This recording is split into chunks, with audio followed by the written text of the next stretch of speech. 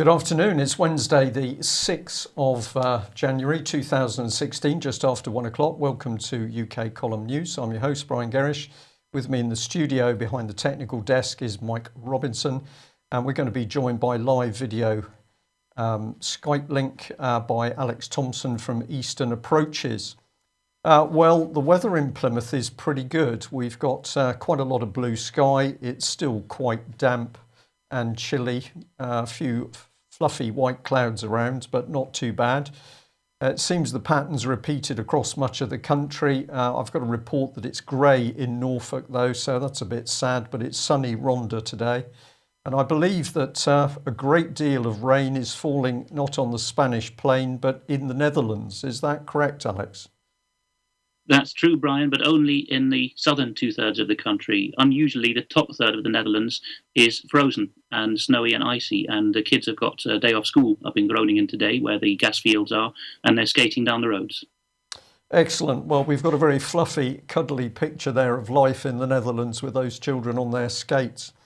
Well, where are we going to start today? We are going to start on the subject of EastEnders. I didn't think that UK Column would ever do that, but I think this is very worthwhile reporting on what is a very tragic subject.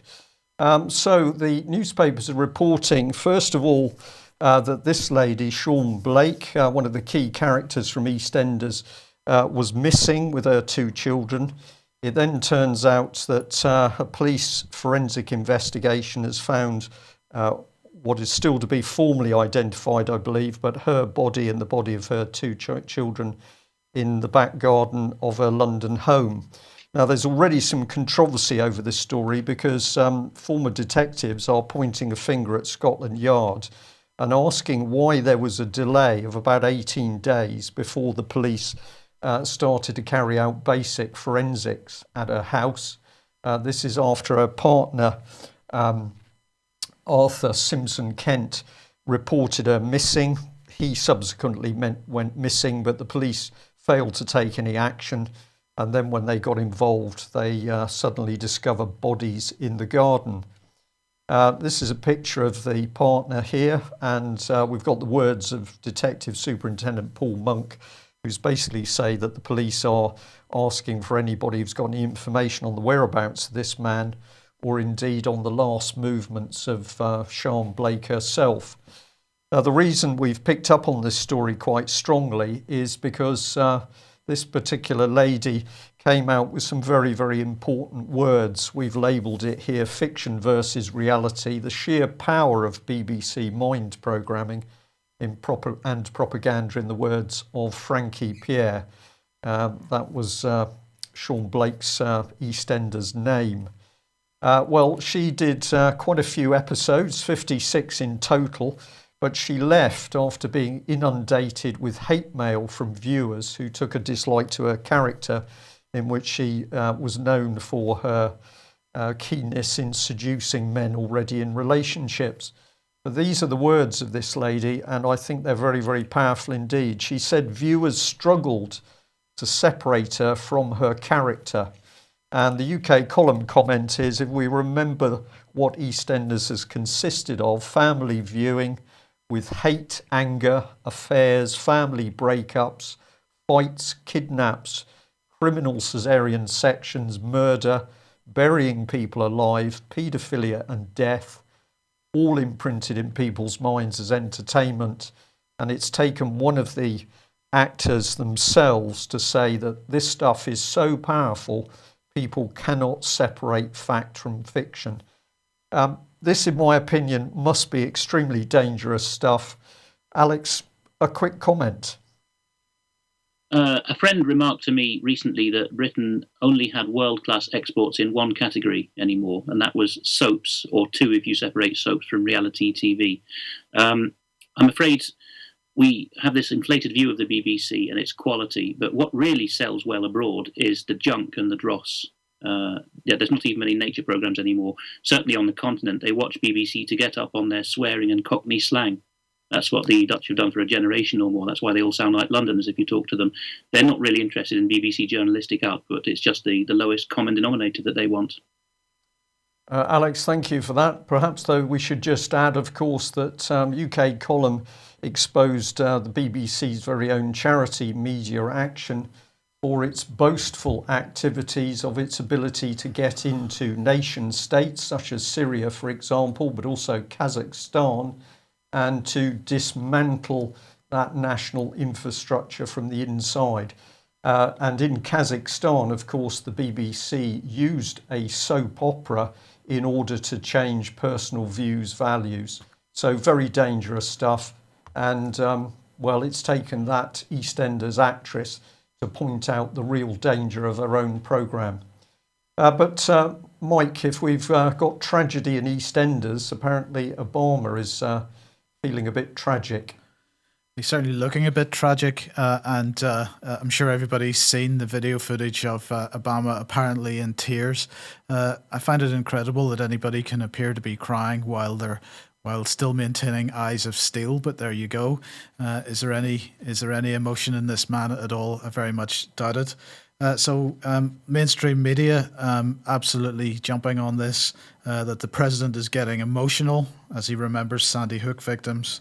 And then calling for, of course, more firearms control in the United States. He said every single year more than 30,000 Americans have their lives cut short by guns, 30,000 suicides, domestic violence, gang shootouts and accidents. Hundreds of thousands of Americans have lost brothers and sisters and buried their own children.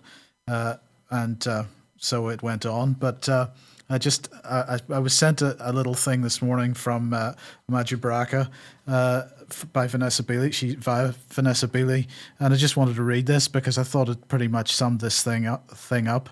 I'll start believing those tears when Obama withdraws all support from the Israeli Prime Minister and Saudi King for what they do in Palestine and Yemen. To Palestinian and Yemeni children day in, day out, and ends the drone wars his predecessor began 15 years ago. All fascist policies that terrorize innocent child victims worldwide. These folks are really insane. You know, we joke about it, but it's really true. How can anyone take a sitting president of the United States that is responsible for the mayhem and death across the planet seriously when he cries about gun violence? A man who gave the Israelis a green light to murder Palestinians because the occupiers have a right to defense. A man who gave moral support to the slaughter of people in Yemen by the dictatorial state of Saudi Arabia. A man who counts the destruction of Libya and the deaths of over 50,000 human beings as a successful foreign policy initiative, and who unleashed the murderous policy of regime change in Syria that resulted in millions displaced and the lives of hundreds of thousands. No, I'm not impressed with this US-centric sentimentality. Lives in the US are not more precious than lives of others. And of course, he's apparently crying over lives in the United States, but there's still a fairly big question mark about whether these are his own country people or not, which is what I'm hinting at in the slide. It's remarkable, isn't it? I looked at that picture and I thought the same thing, Mike. You look at the eyes, they just go into a black hole. There doesn't seem to be any real sympathy there. I think the agenda is get the guns off the American people, because if Obama can achieve that, of course, he can achieve the same sort of dictatorship that David Cameron's working on. And what are they basing a lot of their action on? Of course, it's also the terrorist threat. And very interesting that the Mirror and other newspapers have picked up on what's now being described as a jihadi university. So this is quite extraordinary, really. We've got the fact that ISIS is not only able to train children, we'll have a look at that in a minute, but they've got to the point where they can produce missiles and remote-controlled car bombs, all while there's war going on around them. So these are really extraordinary people. What's come out is a video showing their capability in these fields. Apparently, a video given to a member of the Free Syrian Army, which I thought was one of the terrorist groups, of course favoured by former Tory MP Brooks Newmark. Maybe they're good terrorists. That's probably why I'm getting confused.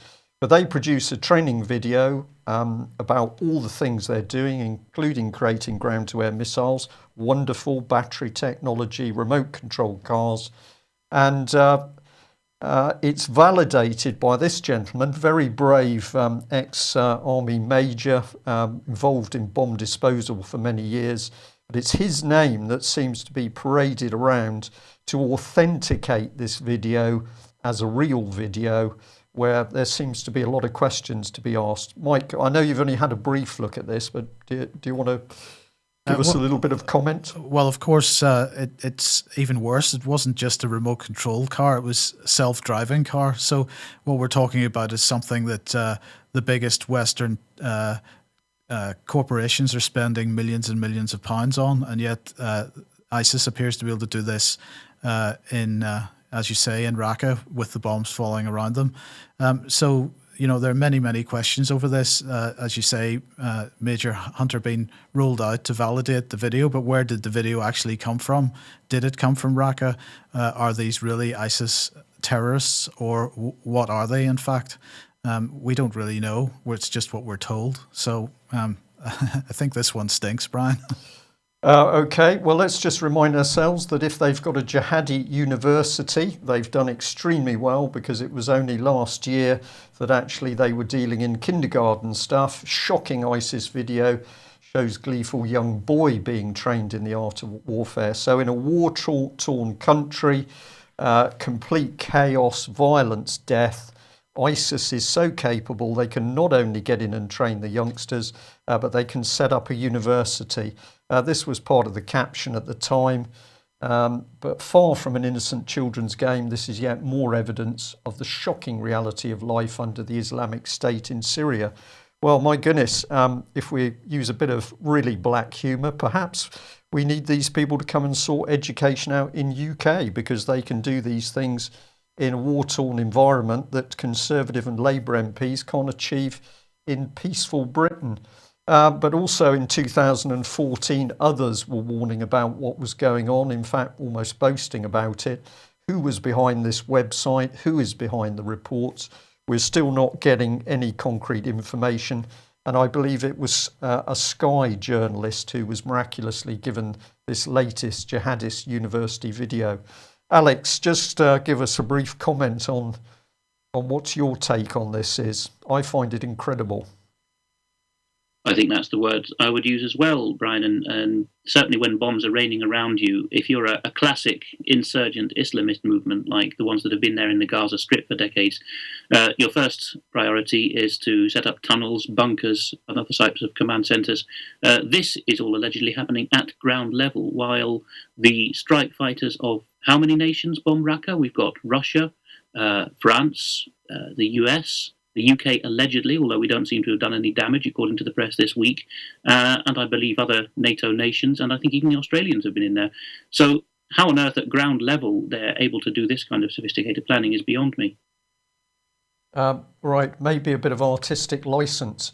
But Mike, one of the results of course, the Islamist threat is that we've got a clampdown in Europe, UK and Europe, and you're picking up here on what's happening in Holland at the moment. Well, as we know, most Western governments at the moment really demanding that various companies that are providing encryption technology provide them with backdoors so they can gain access to that. Well, the Dutch government, as reported by the Register here, has said that they do not support this notion of backdoors and encryption technology. They have issued a paper. I believe this is it.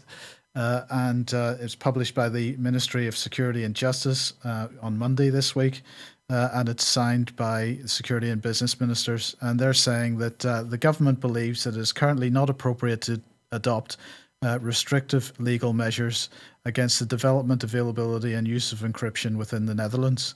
And they say that by introducing a technical input into an encryption product that would give the authorities access would also make encrypted files vulnerable to criminals, terrorists, and foreign intelligence services. This could have undesirable consequences for the security of information communicated and stored, and the integrity of ICT systems, which are increasingly of importance for the functioning of society. Now, this position They've taken this position just a month or two since they decided that they would, with this piece of legislation, that they would approve a €500,000 grant. And it was originally for the OpenSSL project, which of course provides most of the sort of web encryption and email encryption that's on the internet at the moment. But in fact, they then amended that with this document published in December, and they have now decided that they're going to give that €500,000 to not just OpenSSL, but LibreSSL, PolarSSL, and a number of other security projects. So while that seems like a good position for the Dutch government to take, we can't get too complacent, however, because it's not all good news. This is the Dutch National Cybersecurity Centre. They're responsible for overseeing digital security in the Netherlands, and they're pointing out that there is a bill going through the Dutch Parliament at the moment. It's expected to pass later in the year, which will make it legal for the Dutch authorities to, among other things, investigate or hack into suspects' computers remotely, for instance, by installing software to detect serious forms of cybercrime. Well, if they're intending to hack into people's computers and install software, that seems like a pretty dangerous thing to me. Is it just software they're going to be installing on people's computers, or will they be uploading perhaps images of children? We don't know.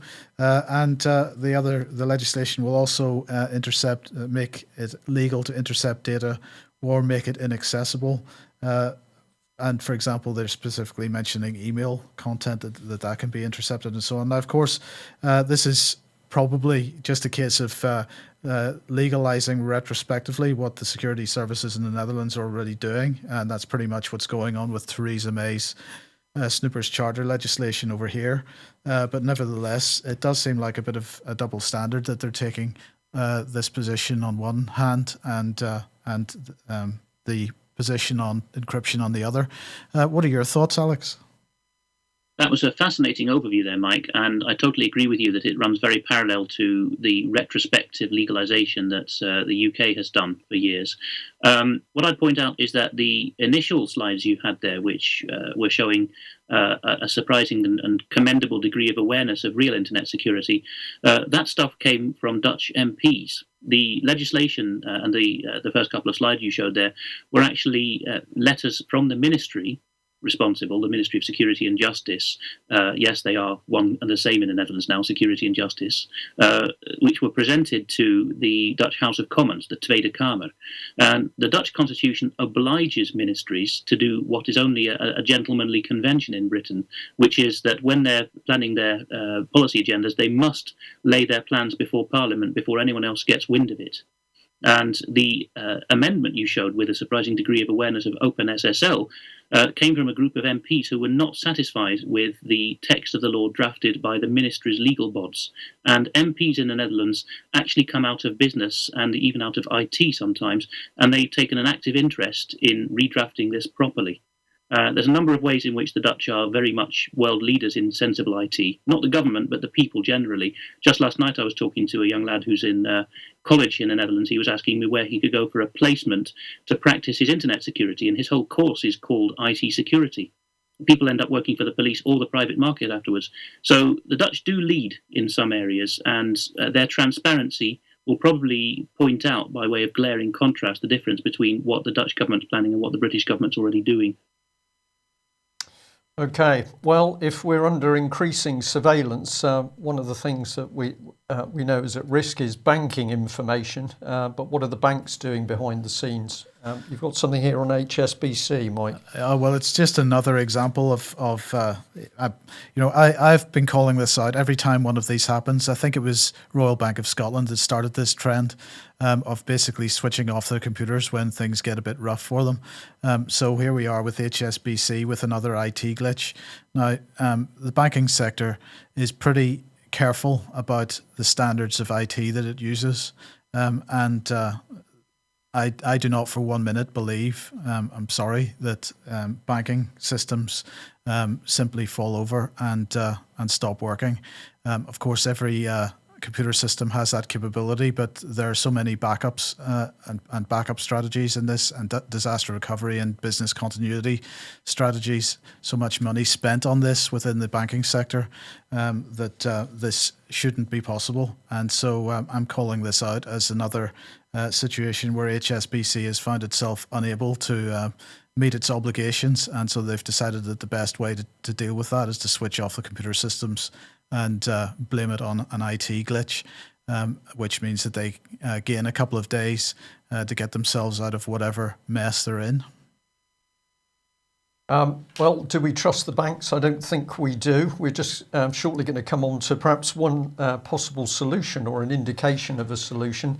Before we go there, papers in UK have been reporting that Chancellor George Osborne has had, I think it's 87 meetings with bankers, and the papers seem to be expressing surprise at this number, but to me it makes complete sense because, of course, it's at those meetings that George Osborne will actually get his instructions from the corrupt international banking cartel as to how he's to drive the fiscal and economic policy in UK. Just an opinion. Well, have a look at this because Switzerland seems to be coming up with a solution. This is very similar to the Bradbury pound, in my opinion. Alex, what's been happening with Vollgeld? Yes, on the slide there you see, well, I've translated the header, the banner there really. For crisis-proof money, we need money creation to be an exclusive preserve of the National Bank. This is, of course, the land of citizens' initiatives, Switzerland. We're going to look at bogus citizens' initiatives later. This is a real one. And Vollgeld is just the German and Swiss term for, well, literally it means the full shilling, full money. In the equivalent in the US would be called sound money. And these are a group of people who believe in the classic model of a national bank minting the money. There are other libertarians who argue that the best solution is to have a free choice of currencies or local currencies, but at least they're doing something. And in the Swiss model, they've got the full-on democracy, which we still don't have. They have a constitutional obligation that once they've collected 100,000 signatures, the Swiss government must acknowledge federally that this referendum needs to be held in every canton. In Britain, we recently have this petition Downing Street model where a debate is possibly triggered and nothing happens. But the Swiss go right from a petition over 100,000 threshold to a referendum. So the Swiss media is going to have to report this now, and the whole country, I think this is the main point of this initiative, is going to hear day after day in the Swiss media that in the current system, banks are creating money out of thin air. Now, sorry, Alex. Of course, one of the key points here is that they're talking about a national bank and not a central bank, and that there's a key difference there. Absolutely. I was hoping that you would come in on that, Mike, because I'm not an expert on Swiss economy, but I do know that the Swiss National Bank is a national bank. It was created the right way round compared with other European and US models. That is, first of all, you had a plethora of lending banks, like in Switzerland in the 19th century, which were also minting banks. Then it was created by constitutional amendment, and only after that, in 1891, when the rest of Europe was going to sleep and letting the Rothschild bank for us, that the Swiss government amended the constitution again to clarify that it alone could print banknotes. And of course, since about 2000, we've had a wave of privatizations of central banks. Here in the Netherlands, De Nederlandse Bank is in private hands now at arm's length from the government. So is the Swiss SNB. Since 2004, but it's still constitutionally obliged to act in the national interest. Nothing about the state or the government. Switzerland hardly has a government at federal level. It doesn't even have a president. It has a collective of 7 councillors. But they are obliged to act in the national interest. That's the key difference. Okay, well, we're going to say over the coming weeks, we are going to be very heavily on the case of the Bradbury pound. That's being followed up by Justin Walker from the British Constitution Group, and the view of the British Constitution Group and UK column is still very much that a reissuance of the Bradbury pound could make an instant change in the economic well-being, as they say, of UK. And of course, this is the reason why David Cameron's government simply refused to talk about the Bradbury pound. But more on that in due course. We're all to be terrified and fearful of terrorists attacking us and murdering us in our beds, whether we're in UK or Europe, Netherlands or Brussels. And Alex, you've got this amazing story of what's been happening in Brussels while we've been facing a terrorist threat. Yes. This is from Belgium. What's this one about? Doesn't that soldier look natty with his dinky beret and flak jacket? And oh, look there, some Christmas shopping for the missus. Now, you wouldn't believe it, but there's still soldiers festooned all over Brussels. Whenever you go around Brussels, you see them standing on street corners in pairs like this. And if you remember before Christmas, I showed you an honest photographer showing how with tricks of the light and depth of focus, he could make a crowded shopping street seem deserted because of a terrorist threat and vice versa. And the armoured personnel carriers were out. And these guys are still there. And in the run-up to Christmas, this chap was photographed, I think, just by a regular visitor to Brussels and stuck up on social media with him dangling a Christmas shopping behind him. Obviously, the army suspended him, and the strange thing is the Belgian populace rose up and said, no, let the lad shop. They don't seem to see any discrepancy here between the alleged red alert for terrorism and the fact that he's pausing during his squaddy rounds to go and shop in Belgian equivalent of Selfridges. Okay, but it gets worse because you also found this one. Yes, the Belgians are known for their hot-bloodedness in some regards, and here in the French language Belgian media piece, the last one was Dutch language, which shows a bit of a difference really. The Dutch-speaking Belgians are focused on matters of public order, and the French-speaking Belgians are more obsessed with sexuality.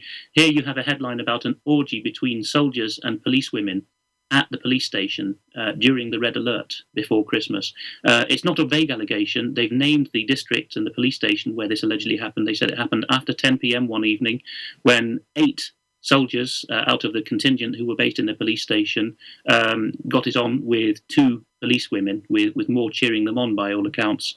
And this was actually very close to Molenbeek, the district of Brussels, which we're told is the source of all evil and bristling with jihadis. But the soldiers weren't out on the streets patrolling. No, they were having a good time with the local police, shall we say. And you can see an example of fraternization between the two there. Well, we're going to come on a little bit later to the rise of the EU army. So presumably this will be the standards throughout the EU army when it's fully compiled, fully integrated. But who are we to complain? Because, of course, if the odd orgy is fine with the European army, we are praising Satanism on board Royal Navy warships, something we are not going to forget. But the truth is apparently coming out as to who's doing the damage in the world, and the Telegraph here is picking up that Dutch investigators have been using Bellingcat in order to tell us who's been doing what. Now, there's a lot behind this story. I've got some extra slides to follow, but take us into the incident, if you will, Alex.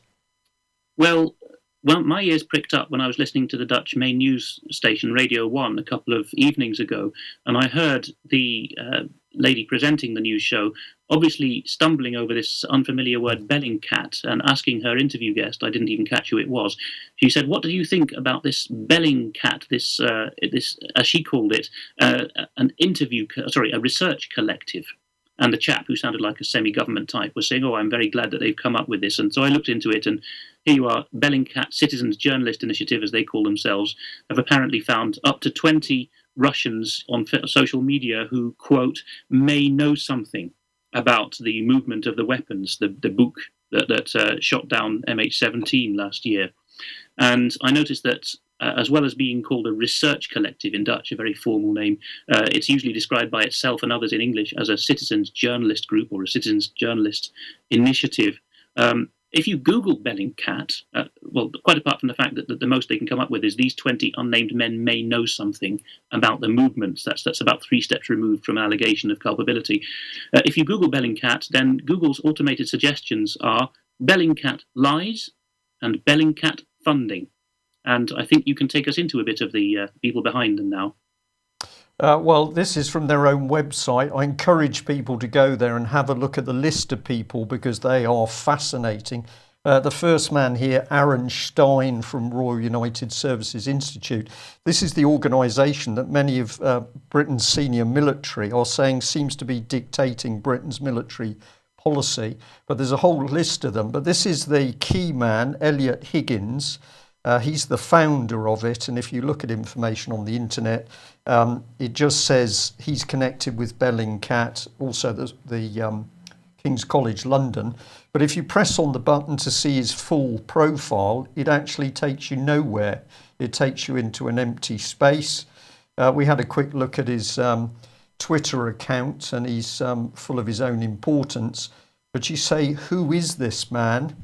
And it was at this point that we managed to track him down to being a visiting research academic at King's College London. Mike? Yeah, but what's fascinating about him is that even if you look at his Wikipedia page, there's no information about him. Wikipedia says he was born in 1979. In fact, the paragraph goes, Elliot Higgins was born in 1979. In 2012, he did X, Y, and Z, and there's nothing to be found about what happened in the intervening years. Clearly, he grew up a little bit, but from when he became an adult to the present, till 2012, when he started his blog and was immediately picked up by the mainstream media, he basically doesn't seem to have existed. So who is he? Perhaps he's been to the jihadi university, Mike. He's had to disappear out of the country. Well, of course, here we've got nebulous people with no real history, the so-called grey men, but they're instantly part of mainstream newspaper articles supposedly telling us the truth about what's going on. Maybe there's a bit of EastEnders in this. But this one is different. So back to you, Alex, because Angela has been given a prize. This, you couldn't make it up. And that's exactly what the Dutch are saying on Dutch language websites at the moment, where they're allowed to comment. You couldn't make it up. Merkel is being given a prize, which is in the gift of the Dutch to give. In fact, in a kind of arm's length way, it's the Dutch crown that awards it, because this award was announced by the King's Commissioner for the province of Zeeland. Why? Because Zeeland and its provincial capital city, Middelburg, houses the Roosevelt Academy and the Roosevelt Foundation. President Roosevelt's forefathers came from the province of Zeeland, you see, in the Netherlands. And they've decided, a bit like the Nobel Peace Prize being awarded from Oslo, although it's Swedish, they've decided that Angela Merkel deserves the four freedoms for being this year's person who has the most sort of staunchly defended and embodied the four freedoms that Roosevelt expressed in the early 20th century, as supposedly defining the century and what America was all about. These are freedom of expression, freedom of assembly, freedom from want, and freedom from fear. I think it was after the Second World War that they really got going. And Eleanor Roosevelt survived him for a long time and pushed this idea. But Merkel has been given these for allegedly showing European-level leadership in the refugee crisis, and also in the financial crisis of the last year or two. So what the Dutch make of that is, in many cases, unprintable. Well, if that's what the Dutch make of her in that, under those circumstances, Alex, it seems to go in a different direction when we talk about the creation of the EU army. And you've got a number of articles here to do with that very subject. This was the first one from Radio 1 NPO. That's right. This is the Dutch news station again. You get some good gems listening to that. And I was listening just this morning to this. De Ochtend means this morning. And they had this chap on, whose name is there in the top of the panel, Rini Goos. He's the Deputy Director of the European Defence Agency, EDA. And he's a Dutchman himself, although he works in Brussels. It's an EU body. And the Netherlands has taken over for this half year the rotating presidency of the EU, and thereby also chairs a number of bodies like this European Defence Agency. He was insisting that they're not there as a rival to NATO or the United States, and he said, no, we came about 11 years ago because the Americans had started telling us we needed to shoulder more of the burden of defence. Well, you'd think that the logical thing to do would then be to fund NATO properly, but no, they decided to do this without the US. And a number of things he said in this interview with a very credulous anchor lady saying, oh, yes, we need more Europe, don't we? We need the population to become pro-Europe. And even in the Netherlands, they're anti-Europe. And this is a big problem, isn't it? The things he was saying were quite startling. He said, we have 16 types of armoured cars in Europe. Well, yes, that's because you have nearly 50 sovereign nations in Europe, isn't it? And some of them are serious still. He said, in 20 years, we've gone from 3 munitions factories in the Netherlands to 0. And he didn't say this is because of treason by the Dutch government. He said, no, this is obviously because we can't survive on our own anymore. He said we need a single European defence doctrine so that if we campaign together in another part of the world, we don't get the Dutch army going left and the Poles going right. So apparently for that we need single integrated trading and doctrine. He said that even the big players, the UK and France, are realizing that they can't operate with full sovereignty anymore. He didn't give any evidence for this. He didn't adduce any proof. He just said it. And he said that we're realizing, starting with the smaller countries like Belgium and the Netherlands, that we can't, we better have pooled sovereignty than none at all. Those are the two choices, you see, the false dichotomy. Pooled sovereignty or lose it all. To whom, I don't know. And he said that we Dutch are the trendsetters because we've already decided some years ago that when there's an international crisis needing military response, we go first of all for the international cooperation solution. And only when we found out that that's not possible do we consider sending our Dutch army in. That's the level of Dutch military thinking now. And it's now for the next half year, it's going to be the chairmanship of the European Defence Agency. So watch this space. And then we move on to these other slides. Harry Beckhoff, who recently passed away, 101 or so, I believe, drew people's attention to this. Now, he had a particular narrow view, specific view of the end times and prophecy, so not even all Christians would share his views, but at least his views switched him on to what was happening and nobody else was reporting it. Here you have a Boston outlet in America, The Trumpet, showing Ursula von der Leyen, the female civilian German defense minister, and Mrs. Plasgaard, the Dutch civilian female defense minister, at a ceremony in which the colonel, the hard nuts of the Dutch army, the paras, officially joined the German army. Yes, you've heard that correct. You can see it there. They're swearing on a German flag. For this to happen in the Netherlands, which was brutally occupied by the Nazis, is just incredible. There's a lad in our church who is an armoured infantry. I think he's an NCO grade, and he goes off twice a year and trains with the Germans in Germany and doesn't see anything wrong with that. It's bizarre, isn't it? Well, it's quite bizarre, the fact that we still see so many people failing to react as to what's being built in front of their eyes. And this article from The Trumpet simply says it all. Germany is building a European army before your very eyes. It reminds me of the capitulation that happened in 38, 39, 40 in the Netherlands before the May 1940 Blitzkrieg. What happened was that there was a patriotic non-Nazi German officer called Hans Oster. He was actually executed together with Admiral Canaris at the end of the war for involvement in the Stauffenberg plot against Hitler. Hans Oster tipped off his chum, who was Dutch military attaché in Berlin. He was really at the heart of things. He was called Bert Sass, SAS, that Benelux was going to be invaded. And this was passed on to the Dutch crown. The crown's advisors said, "Oh, don't believe that." Sass was tasked to go back and get more details, and Oster got him pretty much the invasion plan on a map, saying, "Sorry, old chap, you are going to be invaded, not just the Belgians, the Dutch too." And the Dutch cabinet, the equivalent of the Privy Council, considered this and dismissed it. So that's when they were invaded in May 1940. They fought bravely for 5 days, and at the Grebbeberg cemetery, there's so many Germans buried that Hitler ordered them taken off and buried elsewhere to avoid the embarrassment of showing what a fierce resistance the Dutch had put up. But they had no modern aircraft and pretty much no supply lines for the military, and had to capitulate after the bombing of Rotterdam, in which many civilians died. So a long history of this. And in fact, when the war broke out, the Dutch Prime Minister, who was supposedly a staunch Protestant and had his support among the Protestant churchgoers, he was called Hendrikus Colijn. He actually published a pamphlet after the Blitzkrieg in May 1940 called Living on the Border of Two Worlds, or the Boundary of Two Worlds, in which he said, well, we're proud Dutch, but we just have to accept that the Germans are going to dominate us forever, and that's the end of it. There's unfortunately these two strands in Dutch thinking, allow the Germans to do whatever they want, and on the other hand, pretend to be independent and sophisticated and whatnot. So it's dangerous thinking. It's underdog defeatist thinking, and if we're not careful, it will dominate Britain as well. Alex, thank you for that. I'll just add to that many years ago, back in 1987, when I had the pleasure of serving with the Dutch Navy in Den Helder, of course, one of the things that was going on there was the development of their new frigates with the complete command and control systems and the weapon systems. And that was being done very, very successfully by in-house Dutch technical expertise. So it seems remarkable how all of that in-house capability is no longer available, is not good enough. I think this is another lie.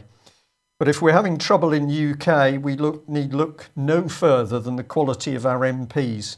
Many people sent us in this article from the Mirror and other newspapers because they just couldn't believe it. Here was a bridge down in Cumbria as a result of the floods.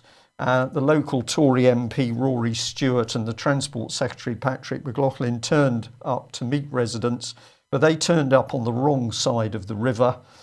So the public were on one side looking at these idiots on the other side. And when the photograph was taken, of course, it showed, I think this is Rory Stewart in the middle. He was certainly amongst this group, but they'd gone past the safety barriers and were standing directly over what I've labelled a black hole, which was a cavity under the road. Highly dangerous situation. But these, and I am going to use the word idiot again, these idiots were unable to navigate in their own local area to meet local residents. Well, this is the reason why. This is the local MP, known as Florence of Arabia, Rory Stewart, Florence of Arabia in Westminster. He boasted that he was able to navigate on his own all over Afghanistan, but apparently he has a problem navigating in his own backyard. Former governor, deputy governor in Iraq. We wonder why Iraq's in such a mess. Well, a bit of black humour interlude there. Back to you, Alex, on just a number of topics, but this one on the Asian community. Yes, for years and years there has been this Association of Southeast Asian Nations. The acronym there is ASEAN. So it's a 10-member Southeast Asian bloc. It used to be about trade, if this is starting to sound familiar. And now they've decided that ASEAN, the Association of Southeast Asian Nations, is going to be rebranded, has been as of New Year's Eve when they signed this. And it's going to have 3 pillars, those 3 colours at the bottom there, you see. The blue one is economic, it's rather small type, but if I remember, it's economic there. And on the right-hand side, there's defence, is that right? The left is policy, security and community. The yellow is economic, and the right is social, cultural community. Yes, so there appears security, and the red is social, cultural. Well, that's the whole point, Ryan. These 3 pillars, and particularly because the economic one is central and came first, it's an exact replica of what the internationalists did with the EU. They started with the phrase European Economic Community, and now ASEAN has been hived off, the old ASEAN. It's now called the ASEAN Economic Community. And you see, all along, it was just planned to be the first and central of these 3 pillars. And flanking it now, you've got defence and social and cultural cooperation and every infringement of sovereignty which has happened in Europe for the past 50, 60 years. Well, comment in our chat box is this is more of the New World Order, and we would agree this is the creation of a one-world government system. It's not even by stealth, it's obfuscation, because the evidence is in front of us, but we can't see it.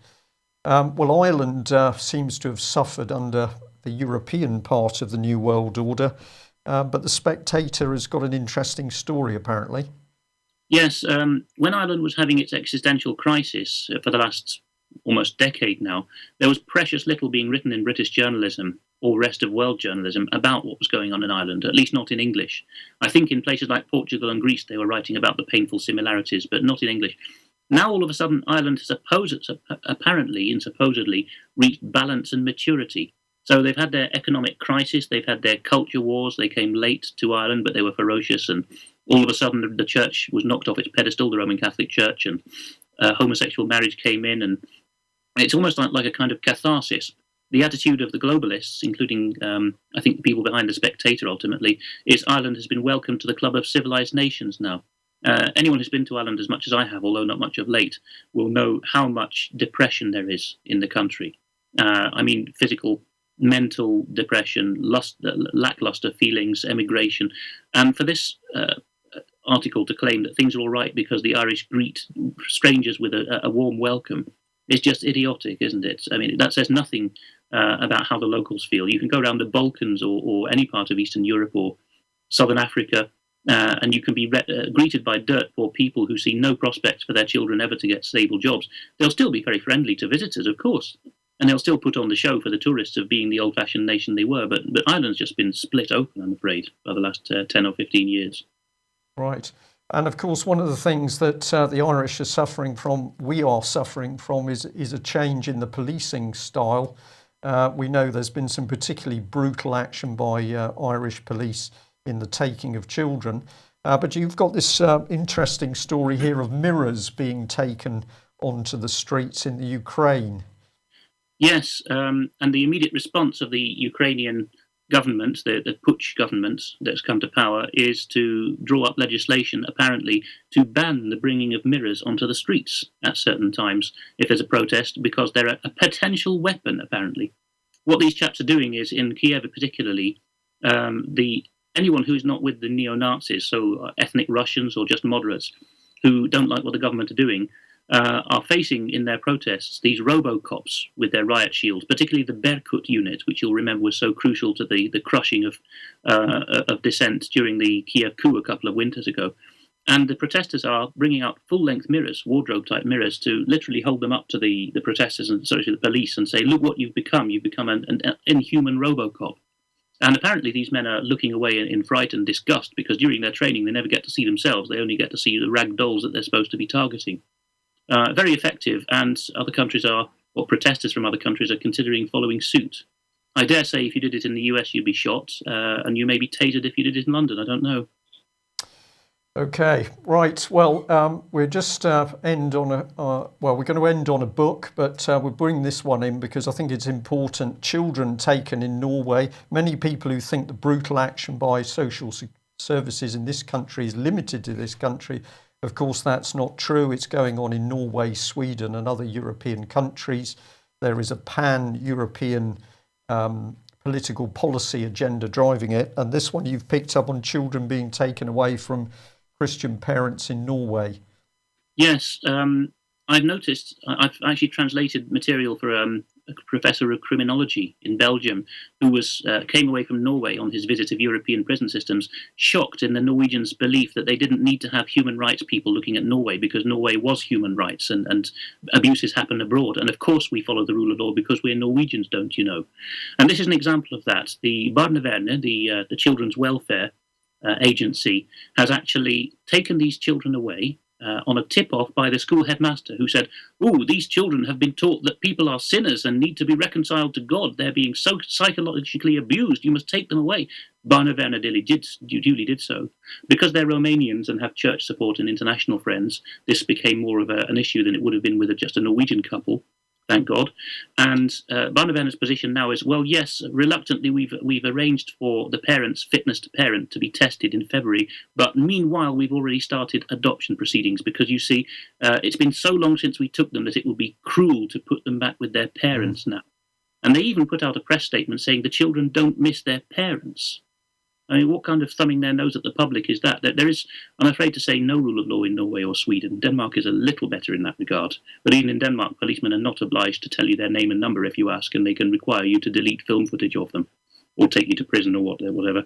So there's very little habeas corpus or rule of law. And the friend writes about this case that the Norwegians here seem to be doing very much the same as British social services, removing the children on a mild complaint, interrogating them in a manner to produce the required indications of guilt, medicalizing and turning into abuse the parents' teaching of Orthodox Christian doctrine, and moving to have the children adopted before the court processes are complete. This is what named person in Scotland and the similar procedures in England will do fairly quickly. I think my friend's absolutely right about that. Right, and I think one of the things that we need to be doing is to carry on investigating what is driving this horrific change in the way people behave in social services, from compassion and love and kindness, helping families, to the fact that they have become these cold calculating agents of the state. More on that in the coming weeks. Very quickly, because we're right on the stops for time, Alex, we'll give you more opportunity in the future if you want to do more, but you were keen to mention this book, Truth is a Lonely Warrior. Yes, I've decided that I want to encourage people to start reading who are watching our news, because I'm afraid to say that compared with the American or German or French sister movements that we have, a lot of people who watch us and meet in British alternative media meetups are not very well informed, I have to say. They've perhaps been reading the wrong material often, or too narrowly.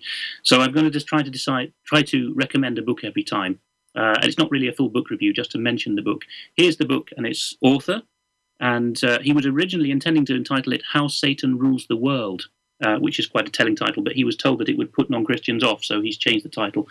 There he is. He's called James Perloff. There's a website about him, jamesperloff.com, and the About tab will tell you about him. He's a former hippie turned truth seeker. His background is broad in English literature and in nursing. He's also written Christian apologetics books, but this book is not argumentative or Christian focused. It's factual. And there's some context here. Yes. Sorry about the plainness of the slides. I'll try to do something about that in future. But anyway, he says, in his own words, my 2013 book, Truth as a Lonely Warrior, is a culmination of my efforts, which is 30 years worth, an attempt to provide people with a comprehensive yet concise history of the deliberate maneuverings, political, financial, ideological, and technological, that are bringing our whole world to the brink of disaster. And then if we go on, the book has... Yes. These are the 22 chapters, evil through banking to wars and culture. But they're very broad. The bottom link there on YouTube is him presenting it. You can follow that link or just go to YouTube and type in Truth as a Lonely Warrior, and he talks you through it chapter by chapter. He traces evil, whether or not you believe that the evil is called Satan. He says that evil has an organization and a personal nature, so I think all of us agree on that. He traces it through banking to wars and culture, including, for example, the Beatles. Very interesting to British readers. It's solid stuff.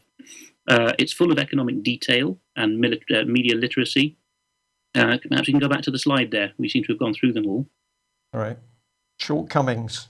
No, back to the previous one, if we could. A couple more. There we are. That's the 22 chapters. Yes, it has 5 appendices, including one on his own life story. Okay, the next one, thanks, please. The main point I wanted to make there is it's full of detail. Unique angles of the book. It has contextual remarks, which are interesting to believers, but they don't detract from the facts for unbelievers. He anticipates in this very 17th century way the objections of the reader and responds to them. So it's very useful for talking to others as well. People who say, oh, come on, you don't really believe that, do you? He's done a huge amount of background reading and works it into his book unobtrusively. Just chapter 1 alone, which is called Six Wars, contains details about the Cuban-American War, also the Spanish-American War, both world wars, Korea, Vietnam, and Iraq, that most of the awake people don't even know. And he lists at the beginning of the book several rare early 20th century sources. Those are unique angles. And next slide, please. A couple of shortcomings, to be fair. It's a somewhat chatty American style, but not annoyingly so. And there's not much detail on developments outside the US, but then at least it has a big scope. So, and most of the world order started in the US, so that's worth it. And then there's not many books that are similar. That's okay. Similar books. There's not many similar books. But if you're familiar with John Coleman, who I hope to cover in future, it's largely from his stable of thought and research. And then finally, if you can put that slide up, availability. It's I don't want to tout Amazon, but it is convenient. It's £7.69 as a Kindle book because it's $10 when that translates as that. There's the link to the Amazon page. Again, you just go to Amazon and type in Truth as a Lonely Warrior. There's the ISBN number in full for you. And if you want to order a paperback edition from Amazon or anyone else, it's a little over £10. Well worth it. If you've never read a book about the history of deception and the New World Order, this is a very good place to start. It's accessible to a wide range of levels. The intelligent and well-read will not be bored by it. The newcomer will not be put off by it. It's very well pitched. And the chap is, I would say, one of the most solid authors I've come across. Okay, Alex, thank you very much for that. I think all of us would encourage people to read. Don't just believe what the UK column says. Have a look at our material, research it for yourself. And of course, books are a wonderful thing, which is why the British government is busy trying to shut down libraries across the country. What are we seeing? We are seeing the rise of a dictatorship. It's coming in through the UK political policy very quickly. It's coming in through Europe. We're seeing that formation of the EU army, a surveillance state in Britain. And of course, we mentioned Ian Crane yesterday, picked up at Exeter Airport. What is his crime? What was his crime? According to David Cameron, you've been sticking your nose into fracking. So these are dangerous times. Our children are not safe. And of course, if you're a policeman or woman, your children are also not safe as the state thinks it has power over all children. Can we do something about it? Certainly inform ourselves, find out what's really happening, warn other people, and join with others, work together. This is very, very important. We can't do it alone, but we can do it once millions of people start to speak out and say, not in our name. Thanks very much for joining us. We'll be back same time tomorrow. Bye-bye.